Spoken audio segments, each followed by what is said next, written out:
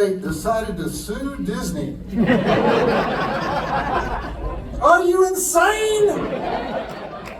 You know how many people have tried to sue Disney over the years? Well, first of all, this is insane too. Obviously, Disney deserves to be sued because what have they done for this part of Florida for the past 50 years? Right? Yeah, it's created a lot of traffic, right?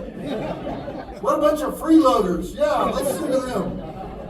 And we're suing because of family values. You know, we represent people that are about family values, not Disney. What? You know, so, but have you ever met a Disney lawyer? I have. I've met a Disney lawyer.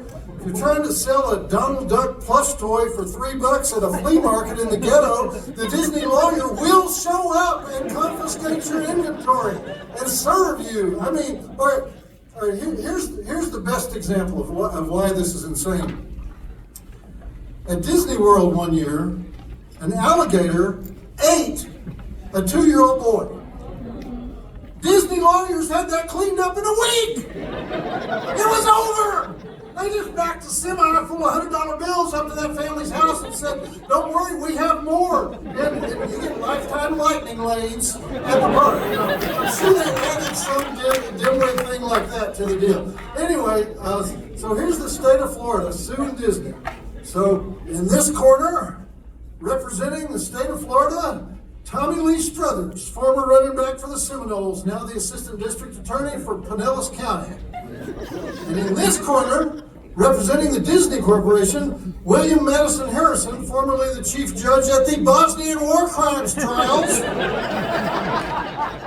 I mean, that is going to be brutal.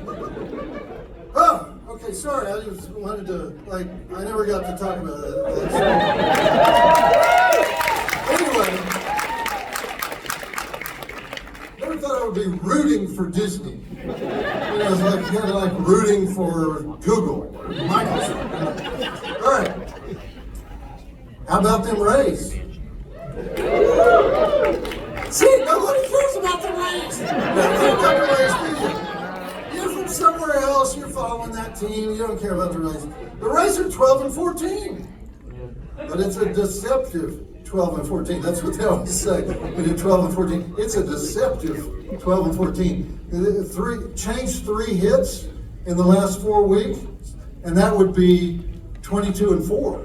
So anyway, I can make jokes about the Rays because my team is the Texas Rangers, and here's how bad this is. The Texas Rangers actually won the World Series in 2023, and nobody noticed. Nobody noticed that they won the World Series. Remember that year when everybody was pulling for the Cubs because they hadn't been to the World Series in 100 years or some goddamn thing?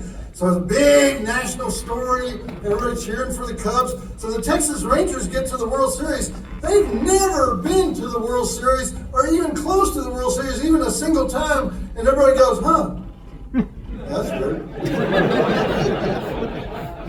And so the 2023 World Series set an all-time record. It is the lowest TV ratings in the history of the World Series. Nobody had seen TV ratings that low since the last season of Here Comes Honey Boo Boo. And Rangers played the Arizona Diamondbacks, and everybody went, you know what? I think I'll just play Minecraft that night. So if you had a trivia contest and one of the questions was, name a player on the 2023 World Series championship team, only people who work at ESPN would know the answer. Anyway, how many of you, think about it before you answer this, it's important. How many of you are planning to celebrate Walpurgisnacht with us? Next Friday night is the annual Walpurgisnacht show. Nobody ever goes for it. Every year I try to get everybody to celebrate the second Halloween, Witches' Night, and every year nobody shows up. And what is this? I mean, come on, alcohol, debauchery, witches. Why aren't we all partying on that night? You know? I cannot get that thing exported from Germany to the U.S. Do your part. Get drunk, get loud. We got an item for sale out there somewhere. Get drunk, get loud, burn the witches, Walpurgisnacht.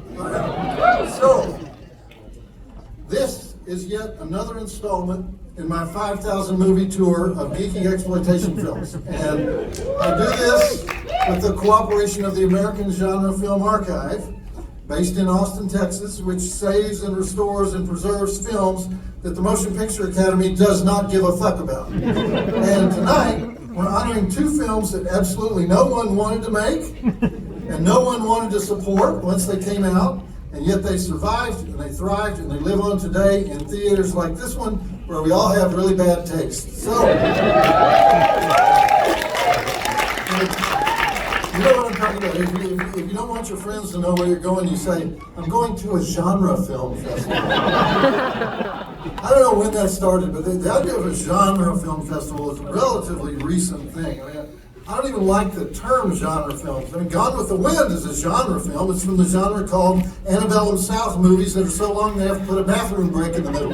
So, when I first started reviewing genre films in the 80s, they were considered disposable trash, you know, beneath the contempt of most critics.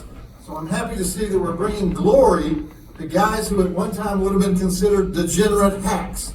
And not that I have anything against degenerate hacks, some of my best friends are degenerate hacks. Anyway, what I miss most about the outlaw exploitation era, that's what I call them, exploitation films, the 70s and the 80s, is the great titles. The Night Evelyn Came Out of the Grave, the Texas Chainsaw Massacre, and of course all those one-worders that just summed up perfectly what was about to happen on the screen. Jaws, Maniac, Madman. And I watched many of those films at the drive-in, attracted by the lurid newspaper ads of the time. But young filmmakers today are ashamed to do that. Last year, I went to a festival in Kansas City, and I thought I had found one of my all-time favorite titles for a movie. Every time we meet for ice cream, your face explodes. Nice. And I went, okay, cool, I want to see that.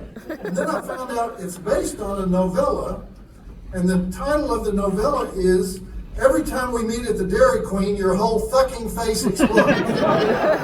Which is so much better than the title. I mean, you can meet at the Dairy Queen and do all kinds of things that don't involve ice cream. So they actually took one of the most unique titles of the past 30 years and ruined it by trying to improve it. So my advice to the young filmmakers in this audience, because we always have some, would be, work on those titles, people. Nobody's going to see your poster. Nobody. We're in the age of streaming. You can end up in an online menu. You got to sell it with the title. And the movie I've chosen to lead off with tonight exemplifies that principle, because the movie has the intriguing title of Bubba Ho-Tep. Bubba meaning Southern good old boy. Ho-Tep meaning descended from Egyptian royalty. Written and directed by the great Don Coscarelli, from the original novella by Joe R. Lansdale.